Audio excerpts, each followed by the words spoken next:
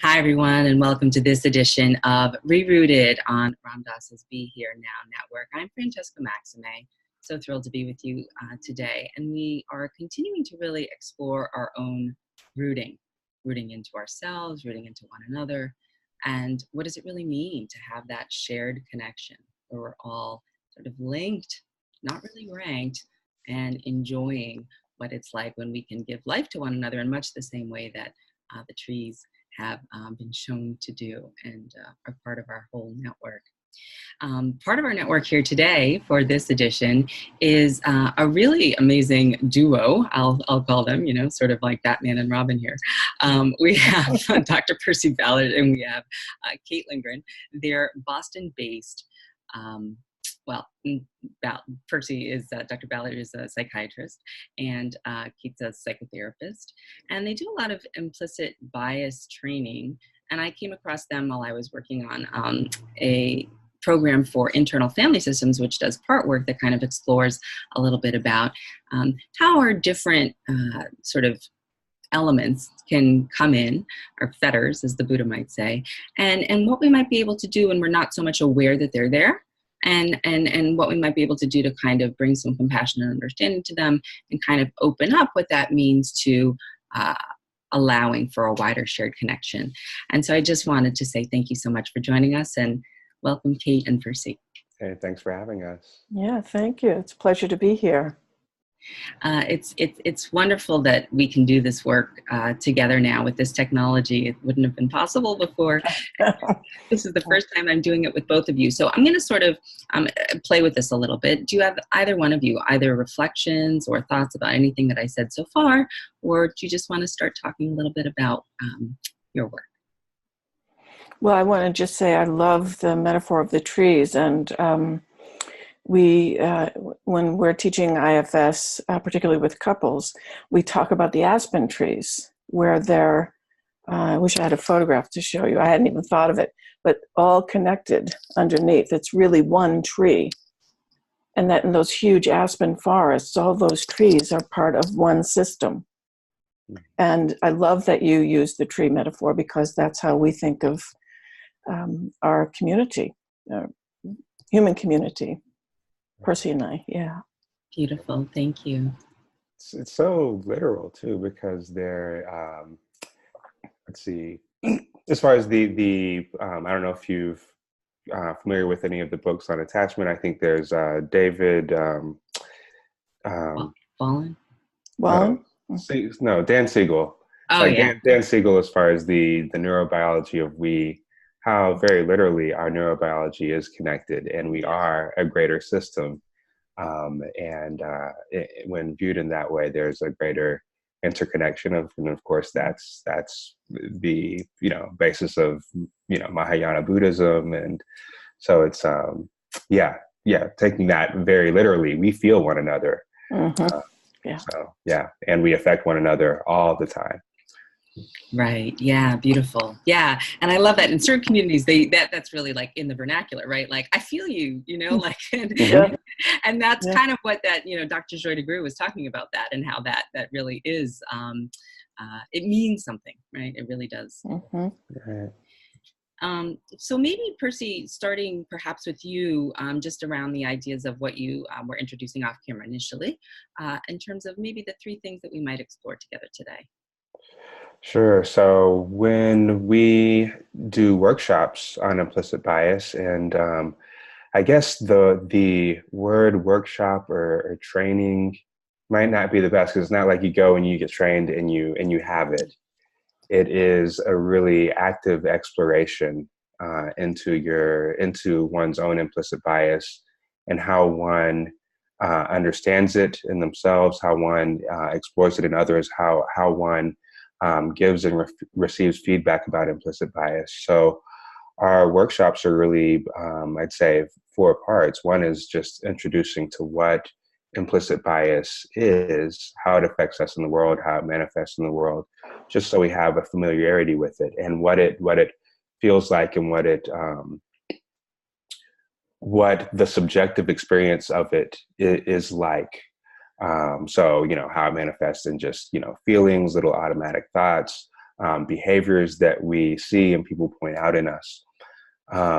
Then we get to what it looks like in everyday conversation when it shows up and it's in your face, and what that does inside of you when you see it, and also what happens inside of you when someone points it out to you. Mm-hmm. And so we all have, as we'll probably get to later, anti-bias parts, which either shame bias when we see it in ourselves and others, or hides it from us so we don't get shamed, or defends us against it so we don't get shamed or feel shame.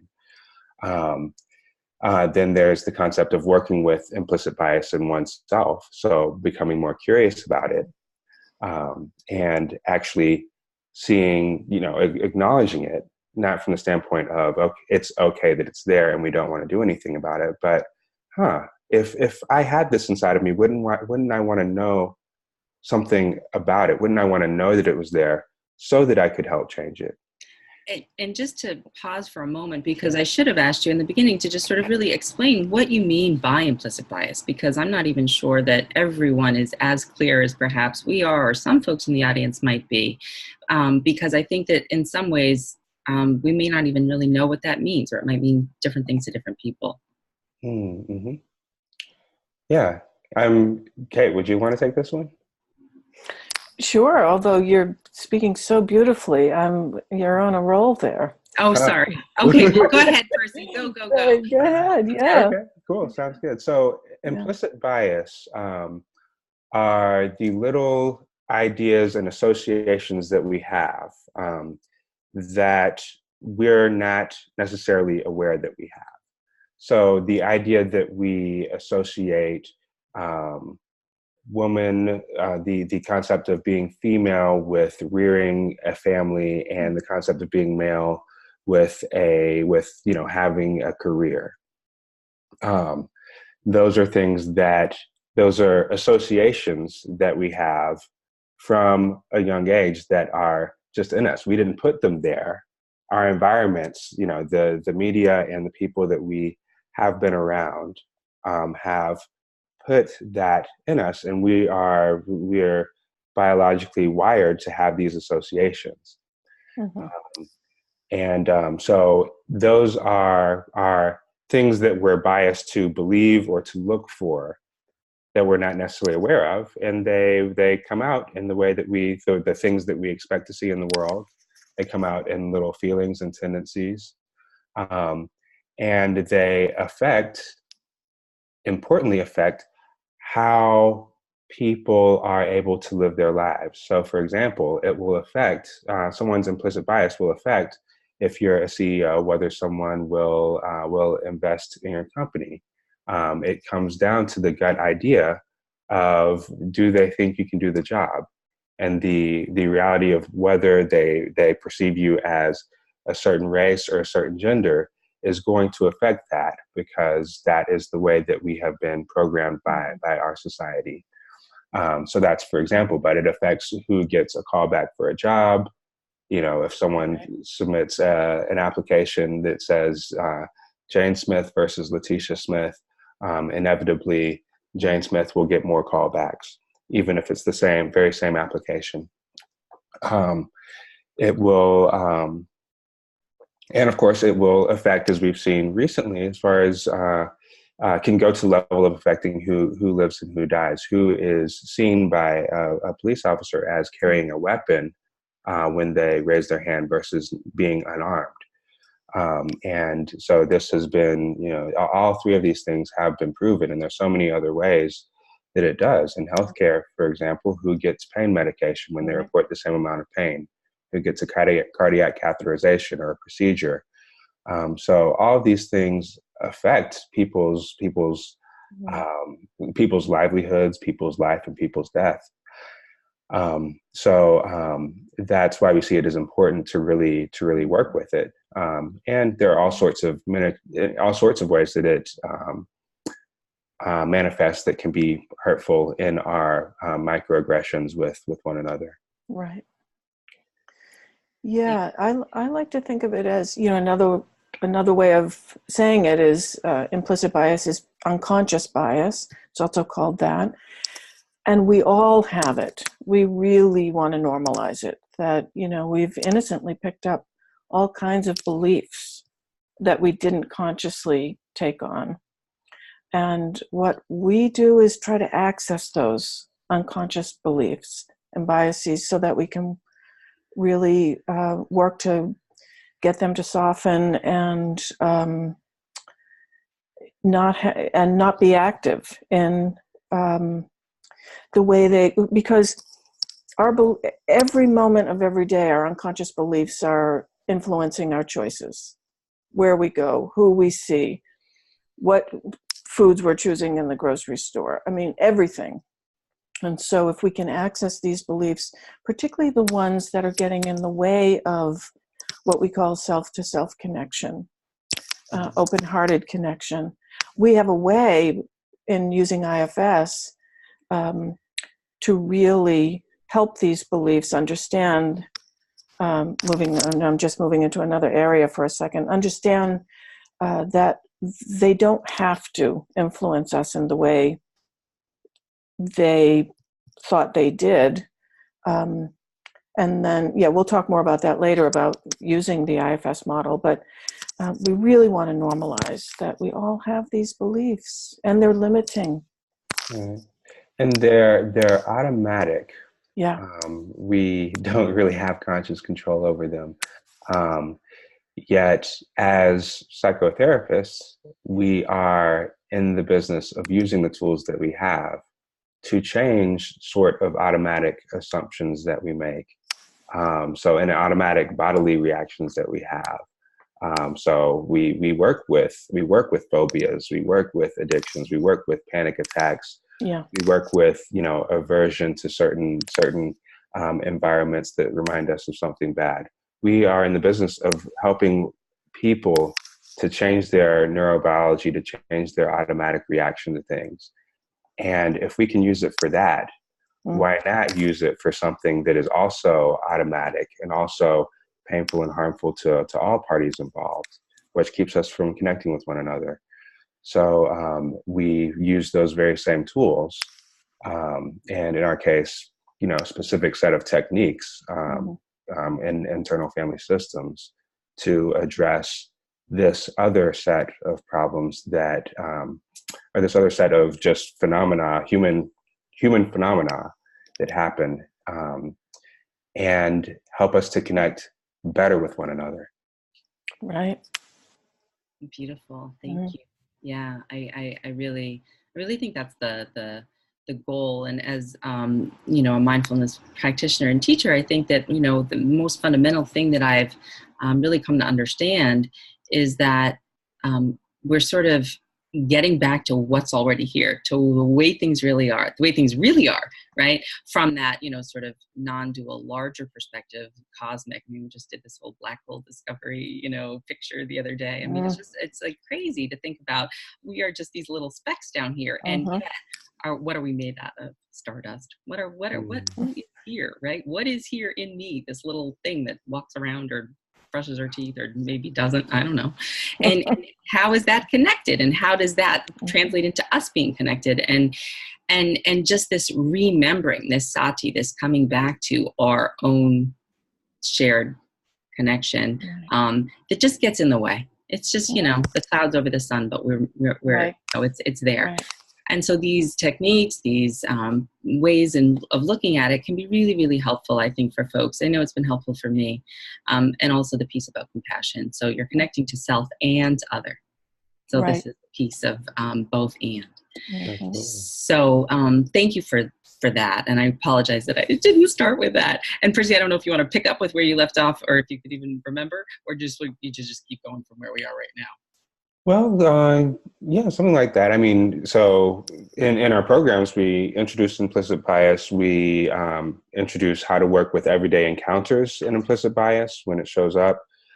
We help people to work with their own implicit bias, and also maybe particularly for therapists, but it really wouldn't matter, how to help other people work with their implicit bias when we see it in them, and to go through the we actually teach the layers of what's behind implicit bias. Mm-hmm. And we teach this partly through role plays, where we show what it looks like, and then we kind of unpack that. That really illustrating that we see biased beliefs as protectors. And in internal family systems, there are basically, two kinds of parts: protectors and exiles, the parts that are protected, or vulnerabilities. And what we have come to understand in our conversations and in our work together is that biased beliefs are in the service of protecting some vulnerability, real or perceived. And it's amazing to think of it that way, because as with any other protector part, the more we understand its concerns and its intentions, the more we can help it, we can update it and help it understand that it doesn't have to be doing that job in that way.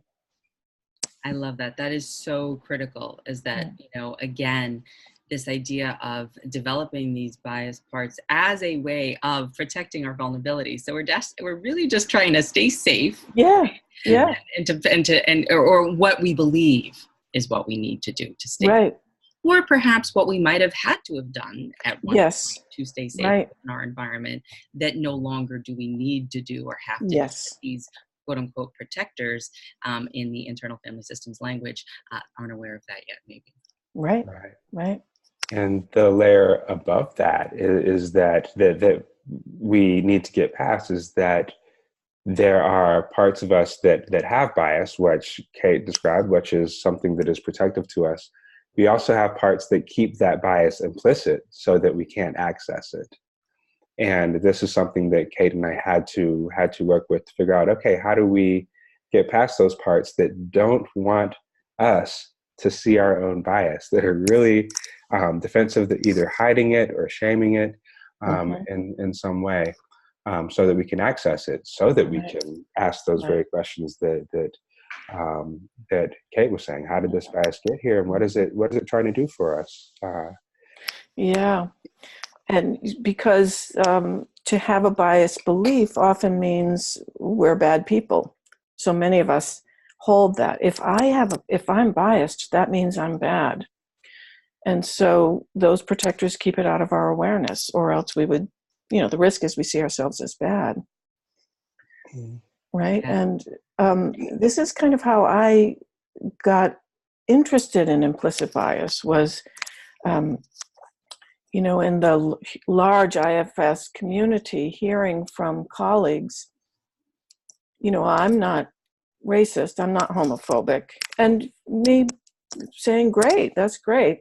And then hearing things that might suggest otherwise, right? So it's true, the belief is I'm not homophobic, I'm not racist. And then other things come out like, well, I'm not homophobic, but I really, I'll make something up, things like, based on real things I've heard. But my daughter came out to me, and I just cannot wrap around her being married to another woman, for example. But I'm not homophobic.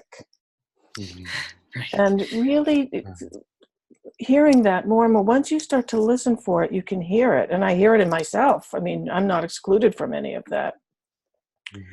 And then realizing, okay, so that's implicit bias. We really believe we don't have these biased beliefs because we're invested in being good people. And how liberating is it to think, I'm a good person and I have some beliefs that are biased. I have some parts that hold biased beliefs. Right. And I can get curious about that. I don't have to shame it and exile it. Right, in the sense that it's a natural function of the human brain. The human brain, probably most of what it does is it categorizes. It categorizes things, and it categorizes people and places. And right, we have to know whether there's really, viscerally, if we're, roaming through the Serengeti, we need to know whether something is, a lion or a plant, or, okay, when we don't necessarily we can't necessarily go through and think, okay, this is a mammal. Let's see, it's furry. It has a mane. It's probably a lion. I should probably get out of here. We need to learn to like viscerally we have an automatic mode of thinking that is a fast track. It's more emotional, more limbic system based, that has to help us make these decisions very viscerally, very fast. And so this is part of the fast pathway, but we need to categorize things. We categorize people, places, and things. And sometimes our brain happens to learn to categorize things and people and places in ways that really aren't as helpful to our system. Mm-hmm. And we want to help it to be more, accurate and mindful about how we categorize. Yeah, no, I really appreciate that. And so as we're talking about this, we don't really, that it's adaptive, right? Like there's a reason why this is here, right? But are we confusing, the finger pointing to the moon for the moon, or, like the way that Joseph Goldstein will talk about it, the noting piece around, are we able to, do we have to say it's an apple, or, is it just seeing? Do we have to say it's a lamp, or can we just say seeing? Right. Right. And so there's that mindfulness piece practice that can be helpful in terms of how we conceptualize how we're dealing with these parts, like what, you know what I mean? And with our relation to what arises, at least does that make sense?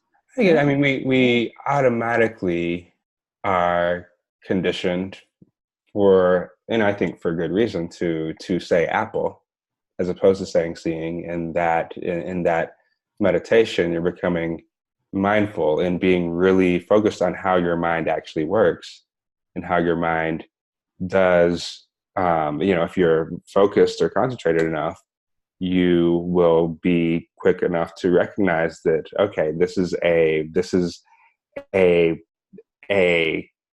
has color and shape, and it's kind of crystallizing into something, and then my mind is labeling it, and it says apple, and then it goes to all the memories I've had of apples. Right. I know what apples taste like.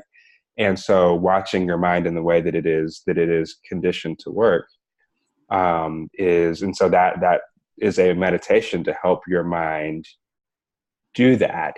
And yes, it does that with apple. It also does that to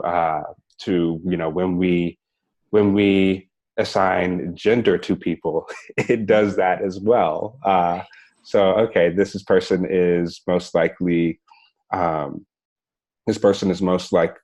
most likely for most people, they have the gender binary condition into them. So this person is male or female. They are probably, they probably are of X race, even down to, this person probably is more likely to have a career that is athletic versus a career that is, that is in leadership. So there are automatic assumptions that we make, and it's hard to see all of that. We can't be conscious of all of that. That would just bog us down.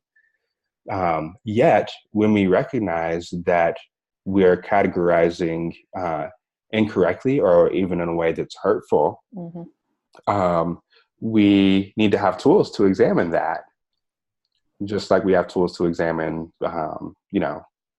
what we do when we see an apple. Right. And that's beautiful. And I'm going to let you jump in, Kate. And one of the things that I just wanted to mention is this. So there's really a part of this. This is very adaptive. This is helpful. This is what we need. So we are not going to be eaten by the lion in the Serengeti or whatever it is, right? Like we know that that's part of evolutionarily why we are sort of, categorizing, compartmentalizing, whatever. And then as the Homo sapiens sapiens, the ones who are aware that we are aware, which is a lovely quality if we can engage it as adults, that we can then look at that and see, okay, well, is that what's necessary right here, right now, in this present moment? And then to your points, what of that operationally that's happening that I'm not even aware of is pulling me into quicksand that I'm not even aware of, or creating damage or hurt to myself or to others. Right. So Kate, I don't know if you want to go with that, or if you guys maybe want to do an example of something like a, excuse me, you tell me what's next. Well, we could do a role play and then we could unpack that according to the kind of the general IFS, internal family systems model that we've adapted to work with bias. And then we could do it in what we call in internal family systems a more self-led way. And just so people know, in IFS, the term self means a bunch of different C words. We tend to describe it as connected, compassionate, curious, calm, centered, creativity. There are 8 of them, and I usually get around 6. Percy, what am I missing? Caring, that kind of energy. When we're in that energy, that's our true essence. That is us, right? And most of us have moments of that.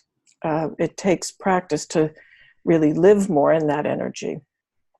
And so what our goal is to bring more self-leadership to our conversation, to our internal work and to our conversations. So then we try to show the same scenario, but in a self-led way, in a role play, so that people see the difference. Would that feel helpful? Well, I think people like examples, right? And so I think that is helpful. And so it's basically just saying, okay, here's the first, so just for listeners, the first way is going to be like how we normally would get caught, or how we might normally get caught. And then the second way is when you're coming from your best Buddha nature self, or your best, sort of drop into your deeper, large S self, your presence with a P, whatever you want to call it, when you're sort of coming from that place, and not from these reactivity parts, when you're responding and you're not reacting. Yeah. Right. Yeah. So yeah, how about that?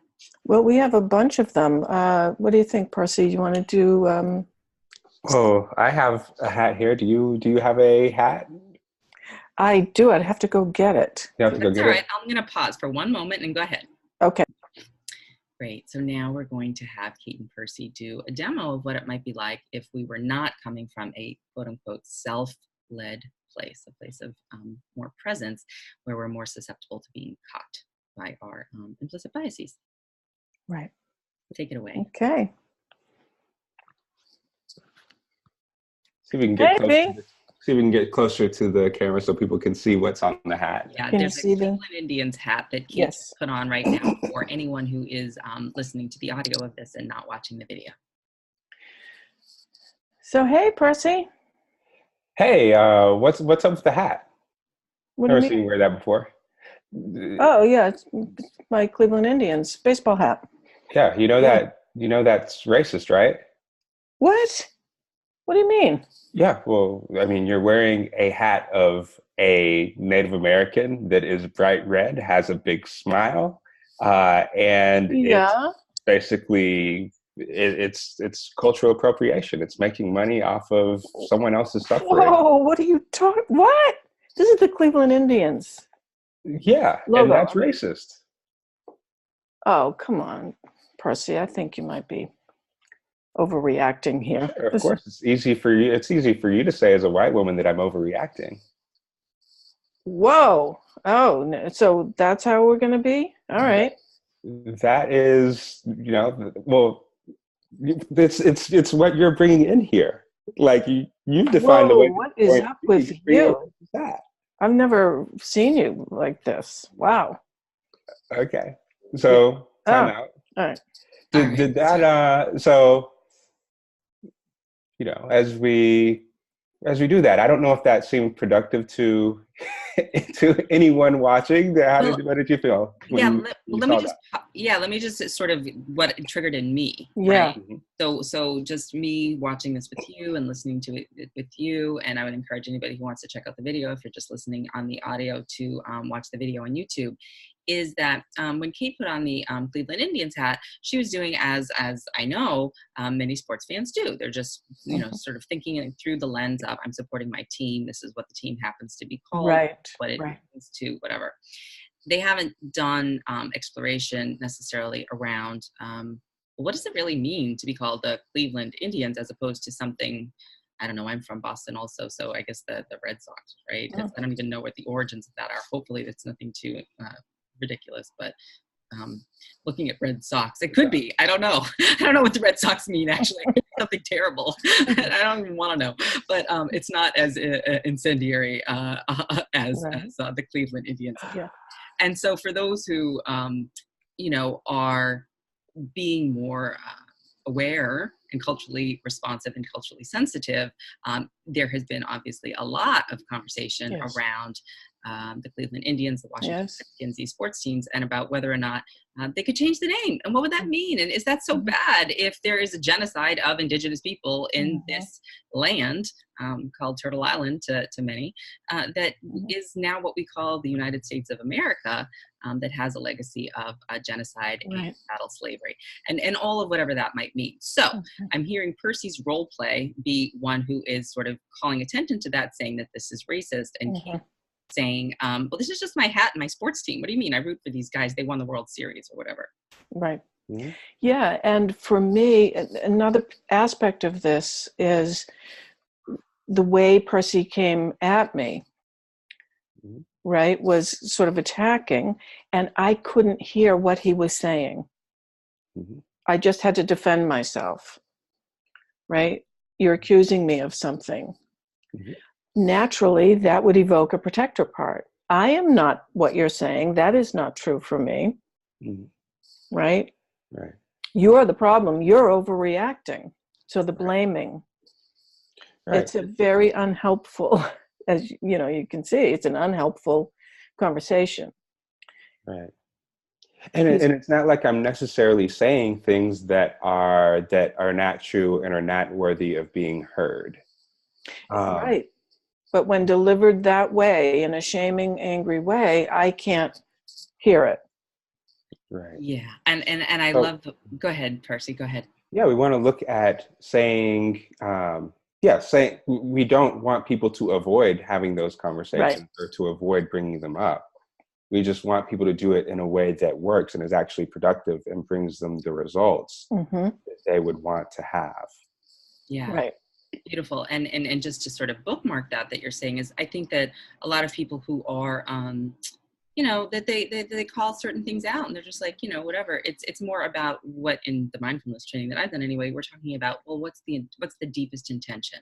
What's your deepest intention underneath it? And can we be in touch with that so that when we come forward to share or express or to try to educate or to elucidate or whatever version of it that may be, to have greater clarity around the full picture of what it means, that it isn't just coming from this place that feels hurt or angry from within us, and then can perpetuate a cycle. Right. And from a clinical point of view, I would say, I think shame is one of the most uncomfortable, if not the most uncomfortable human emotion.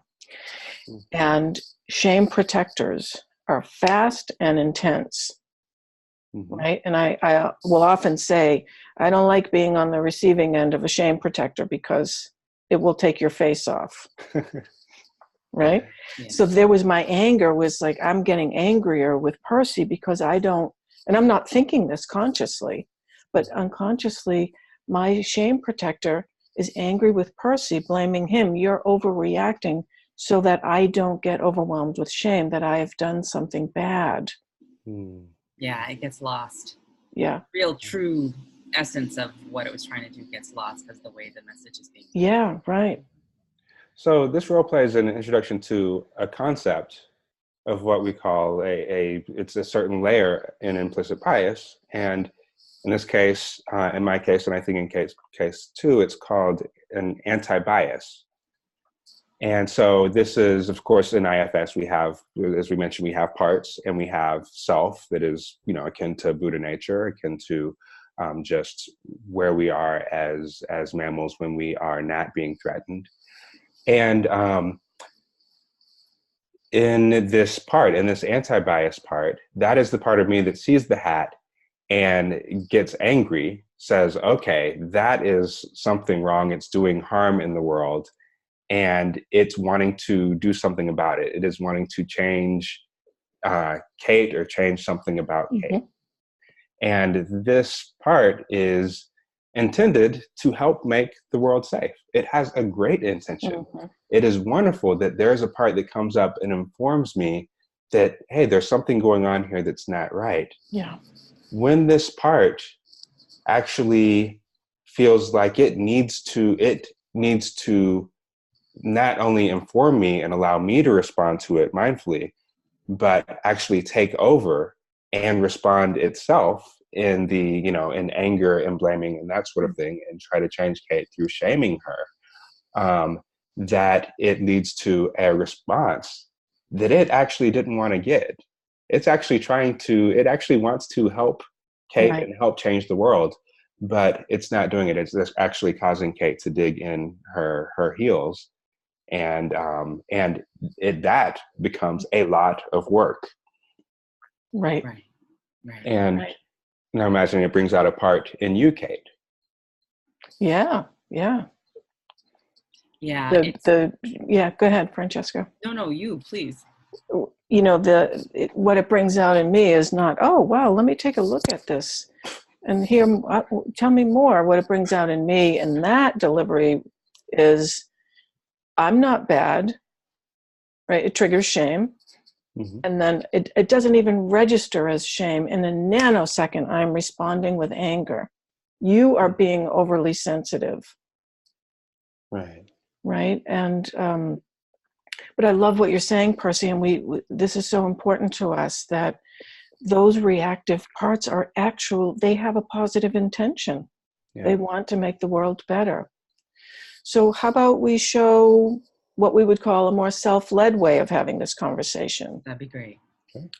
Yeah, which, by the way, isn't easy, but is definitely doable. And worth it. And we do and so worth it. And we do it in messy ways. Like, we don't hit True. the ball out of the park right away. We just keep practicing. And that's the whole point of why we call any of these practices practice. Yes. Whether it's, it's meditation, mindfulness practice, whether it's kirtan and you're chanting, whether it's dancing or piano playing. I interviewed Christian McBride the other day. He's a Grammy-winning bassist. I mean, you've got a lot of practice before you're going to get to that point, right? Yes, right. We're practicing. But what are we practicing? Because we're always practicing something. But what are we practicing? Are we practicing with intentionality and moving forward into something like this where we're unpacking, or are we practicing whatever it is that we've been programmed to do or conditioned by, in which case that's going to be what grows. And so we want to just sort of unpack some of that conditioning. So please go ahead with your self-led demo. All right. Sure. Okay. You ready? Yeah, ready. All right. Hey, Percy. Hey, Kate. How are you doing? Good. Yeah, you ready to go? Yeah, I'm ready. First, do you mind if I share something that's going on inside of me right now? No, of course not. Go right ahead.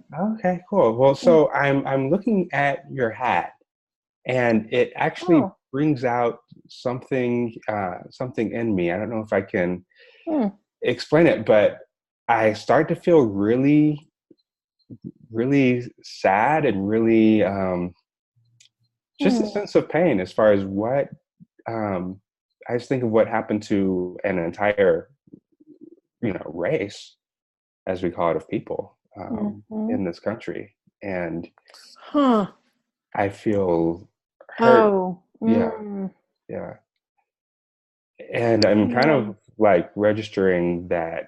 I don't know if you feel this way, but it registers to me that there are a lot of people that are making a profit off of someone else's pain when they put a Cleveland Indian, or when they put an Indian or a Native American on a hat, and it just strikes me as something that is.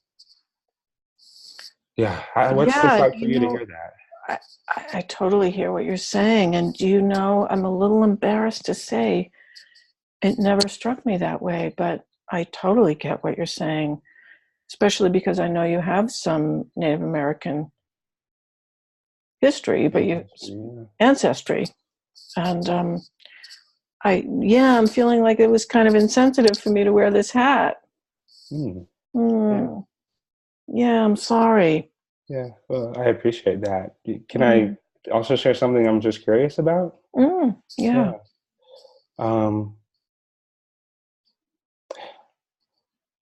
I don't even know if you're able to answer this, but I'm curious about what would,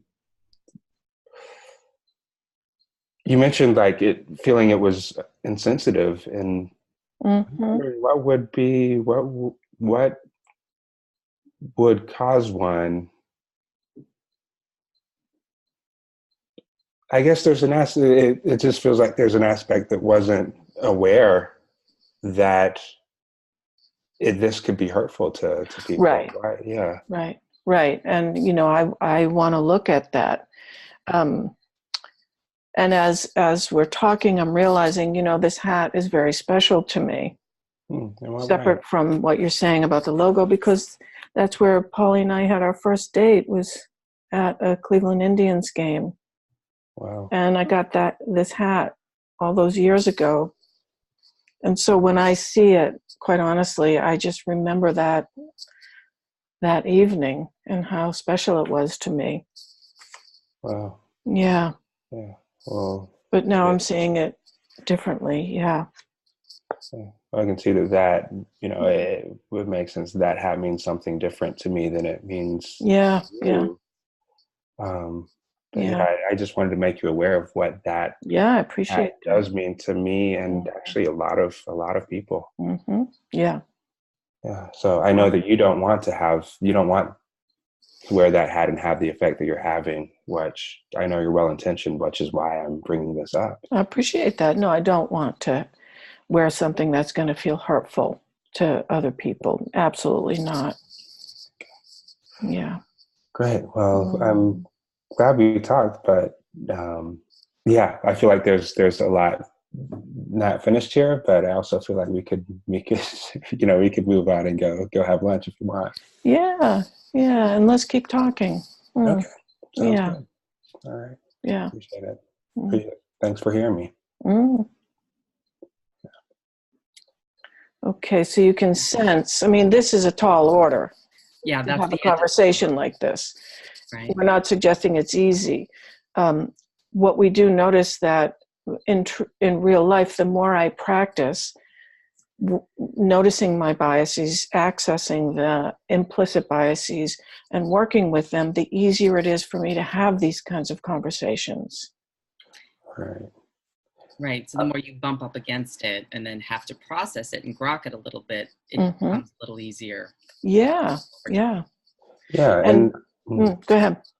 Sure. Like to even give a play-by-play of what that's like, what Kate said is that as I've been doing this work with Kate and coming to examine and see that I have parts that have taken in bias from the world, and actually going down deep and realizing where that bias came from, it makes it a lot easier to understand how bias can be present Right.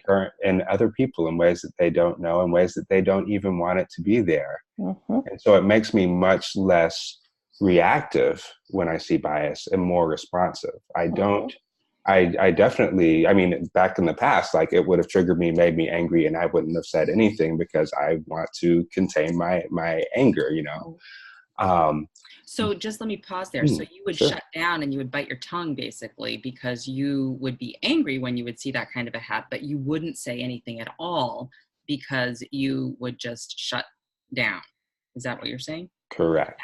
Right. Correct. And then as you continue to do these things and realize what gets triggered in you, and then you work through the processes, then you're able to then come forward and engage in the kind of a conversation that is more generative, like the second one that you just had, as opposed to the one that is more reactive and sort of coming from the hurt part that was more like the first one. Is that right?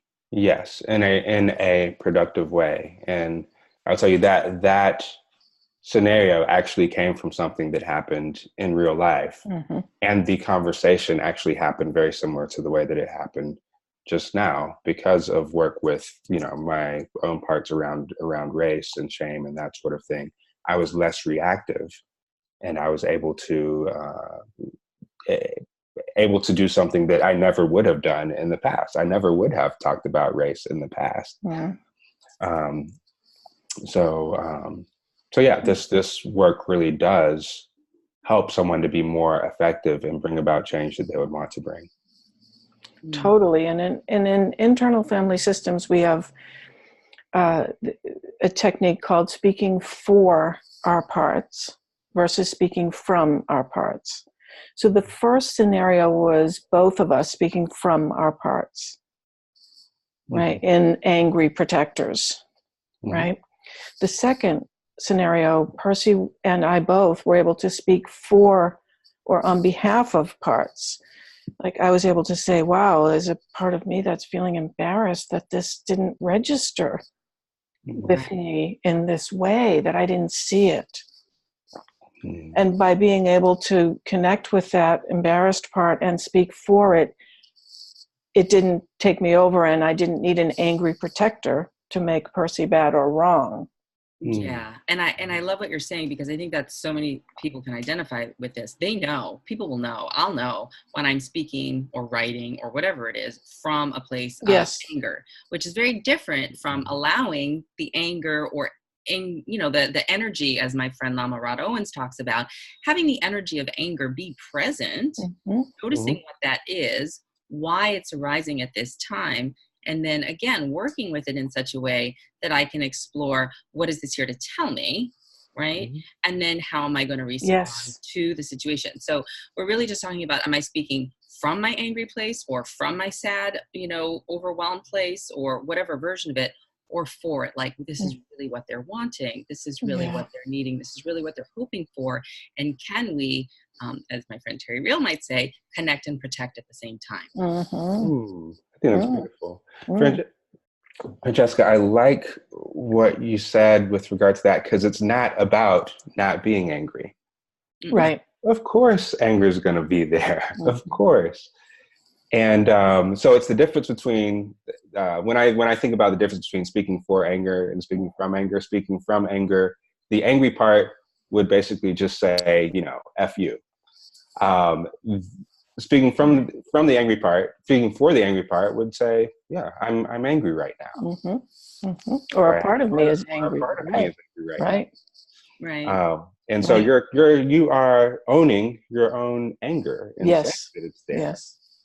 And that's the key, Kate, I think, when you talk about shame, right? Like, there's so much out there that the angry part, you talk about primary, secondary emotions, all these things, if in psychological terms, but underneath it, I just think of it as layers of shale. There's rage and anger and irritation and annoyance. And what's underneath all that? Sadness, fear, worry, shame, concern, fear of annihilation, whatever it is. Yes. So I mean, again, not fracking for real, but in this case, let's go down. Yes, let's go down. And figure out what's down there. What is the vulnerability, or in IFS, what is the exile that anger is protecting? And I also like to say, protectors don't travel alone. So if you're hearing anger, the more we practice, the more we can automatically remember, okay, here's an angry part. There is a vulnerability right underneath it, or the angry part would not need to be reacting like this. Yeah. Right? And that is just such rich territory to explore. Yeah. And we use this personal example between two people because it comes up a lot. And it's obvious that it takes a little time to do this, and we have to be willing to give it the time. Yeah. And so not every space is going to be the right time or place, perhaps, to have this conversation. Right. It was clear in the role play that you were friends, you were, people knew one another, and that you were sort of exploring this together as it was coming up in real time. And we certainly have plenty, I think, of those kinds of relationships in our lives, if we're fortunate, where we could maybe move into it if we've started to do these practices and awareness. I'd also like to just pull out, as we begin to wind down with our conversation here today, into the broader society at large, and how this manifests, and how this can, they say, like, one drop in a bucket, I mean, we can do our heal yourself, heal the world, whatever version you want to use of that. But how this helps with all of the things that we're seeing right now on the national, local, global stage. That's big stuff. Yes, big stuff. Yeah, and there are things we can do. Like when Percy and I first started working with this, I made a decision I'm a voracious reader. I confess, mostly novels, nonfiction. I made a commitment to read only things written by people of color. And I said, I'm going to do this for a year. And now I'm well into my second year. And I have to say, it is really transformative to just absorb. When I read, I'm just in that world, absorb the experience of people not like me, right? And last weekend, we did a workshop with the Boston Law Collaborative and saw a video with, I'm blanking on her name. Blind Spot. Yeah. Mm-hmm. Who was it? But once again, Mazarin Banaji. Oh, yeah. Right. The implicit bias. Yeah. She wrote. Researcher. Yeah. She's done amazing. She's designed the implicit association tests with others. And she wrote last year's bestseller, which is called Blind Spot, which is fabulous, by the way, for anyone who wants to read a little bit more about this. Right. Anyhow, she said she took her own implicit association test around race. You can get tests to look at access implicit bias around all kinds of topics, but she took her own test around race and saw she's got implicit bias that she would have said she didn't have any after all the work she's done.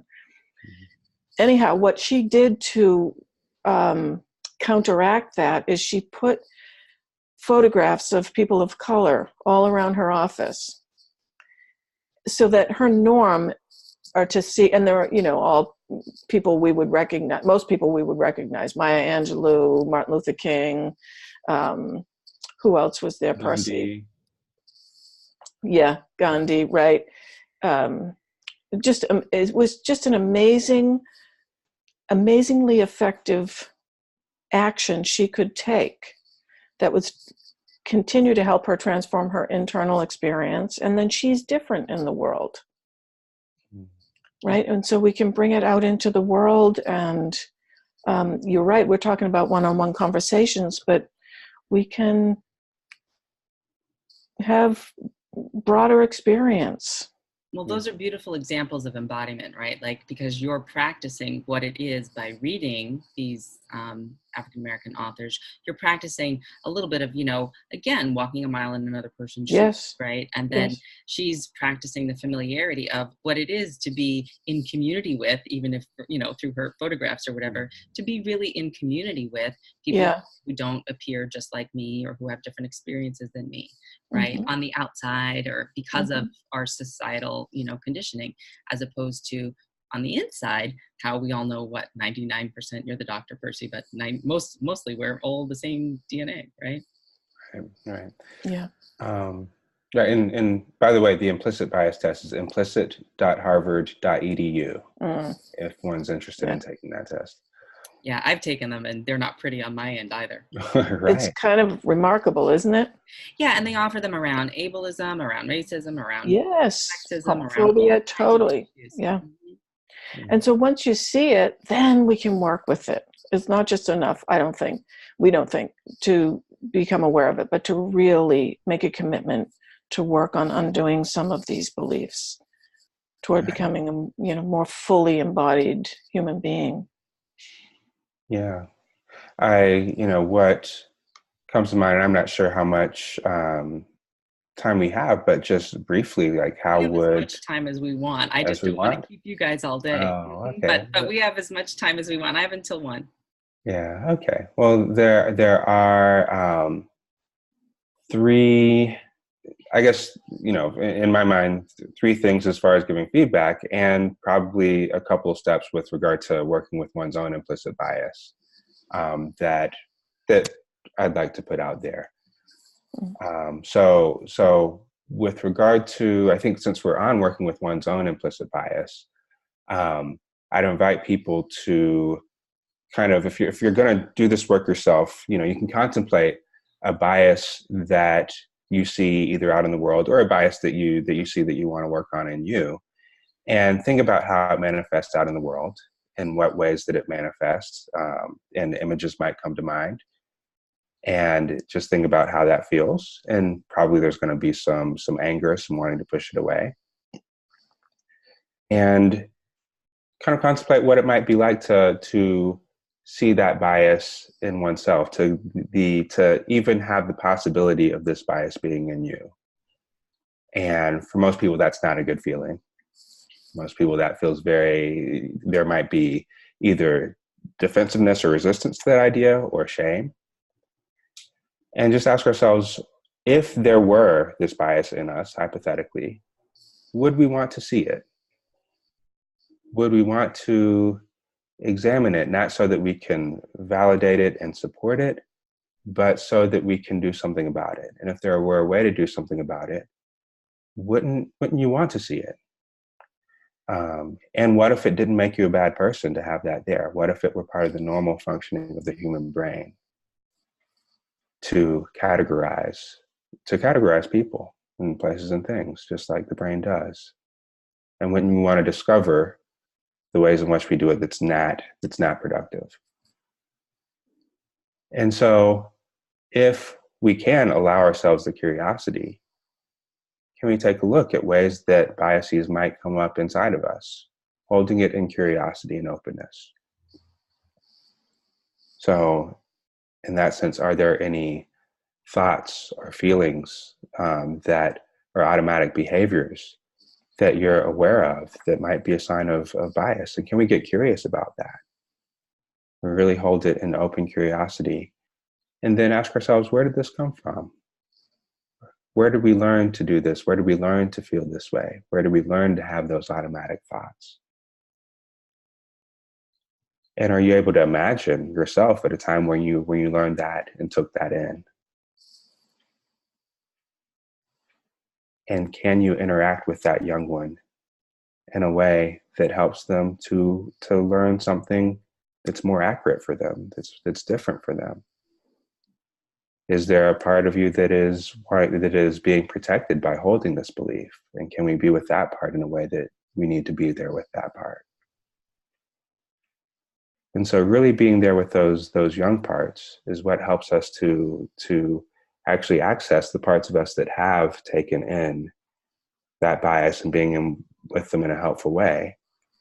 And also in the way back up, way back to the surface, we can, once we see that, ask ourselves, okay, do we really need to shame ourselves for having this? Or do we kind of understand how it could get there? And do we really need to shame others for having this? Or can we go ahead and take a more helpful role and help them with it? Mm. So that's kind of a brief sample of what we might do in a guided meditation. And that was really quick, but the ones that we have go really more in depth and more slowly to help us really elicit these layers and elucidate these layers. And work with them in a way that actually helps to bring out internal change at each of these layers. So that's one just sample of the kind of work that we do. Yeah, no, I love that. And it's actually reminding me of a couple of things. Again, my mindfulness teacher, Jack Kornfield, he always talks about loving awareness. And he's like, he always ends all of his retreats, or at least I feel he does. I shouldn't say always, never, anything, but again, I should on there too. So let me just restart that by saying times when Jack says that he talks about loving awareness, he will say, trust it. It's your true home. And this business of trusting it, this loving awareness, this self in presence, this, that as we work with these parts, as we begin to recognize that we can separate out that there is a response that we may have that doesn't also mean that we're a bad person. Right. That they aren't coupled together, in somatic experiencing language, that we can uncouple them, or in some ways, in IFS language, internal family systems language, we can unburden them to do what they really want to do, right? So that you're allowing your true self, your loving awareness, this part, as you're cultivating, pulling apart the layers and stuff, and a capacity for that to shine forward, to connect.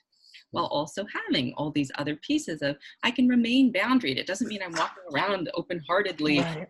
walking up to every person saying Right. that, you are going to be my best friend. Yes, you're my brother. And if you're holding an Uzi, I am not just going to walk into you and start jumping in your face. It's just not wise. Right. You know what I mean?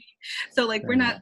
we're suggesting this, the multi-layered place, but this business of going deep inside, like you just led us to, Percy, I think is really that meditative process that we're pretty familiar with, which is, who are we really? What are we really wanting? Yeah, there's a movie by Robin Hauser is the director producer, and there's a quote at the end of that movie that really struck me, and I'm forgetting. I don't know who actually in the movie said the quote. I think it was a lawyer who works with implicit bias. But it says, if you believe that you have it, if you believe that you have implicit bias, and you believe and understand that it has consequences to the people around you in the world, then the only question left to ask is, what are you going to do about it? Yeah. Yeah. Right. Yeah. Beautiful. Mm-hmm. And if you don't believe you have it, and someone does an exchange, as you pointed out in the demo, that might indicate you could have it, are we willing to just open up one molecule of possibility of awareness around that and move into the space that you just mentioned? Is, okay, well, can I allow that to be there? And then what shall I do? Yeah. If it were there, hypothetically, would you want to see it? Would you want to be aware of it? Right. So that you could do something about it. Yeah. Right. Yep. That's what I always say. You got the mold in the basement or the termites in the basement. And we just keep shutting the door. Ain't gonna get better. House may crumble. Right. And as we wind down, Kate, parting thoughts or anything you want to share that we can share in this frame? Really extending an invitation. The greatest gift we can give ourselves is the willingness to do this work, to take a look at it. And there's good news. The good news is we have a way of, not just our way, there are other ways too, but the way we have a way of working with it that will lead to so much more freedom individually and in the world. And that's really good news. We're not stuck with it. So I invite everyone who's listening or watching to join us in this work. Beautiful. Thank you. Percy? Yeah, I would echo that. I think there's always so much more to be said and so much more opportunity. It was a rich discussion today. It makes me grateful, and it gives me hope that there are people who are curious and that want to tune into programs like this to really examine what's happening inside of us that is making the world unsafe for lots of people. So I think it's beautiful for anyone who tuned in. Thank you for being here. Yes. Yeah. And thank you, Francesca, for what you bring to the world in this program and all of your work. Absolutely. Yeah, much appreciation for you. Very generous of you. Thank you so much. And for anybody who wants to find you online, they should go to... Yeah, you can go to implicitbiasoutside-in.com. That's the name of our program, Implicit Bias from the Outside In. Kate and Percy, thank you so much. I am so grateful and look forward to reconnecting with you again, or always just staying connected in our heart. Yes, that would be great. Okay, thank you. Thank Bye-bye. you.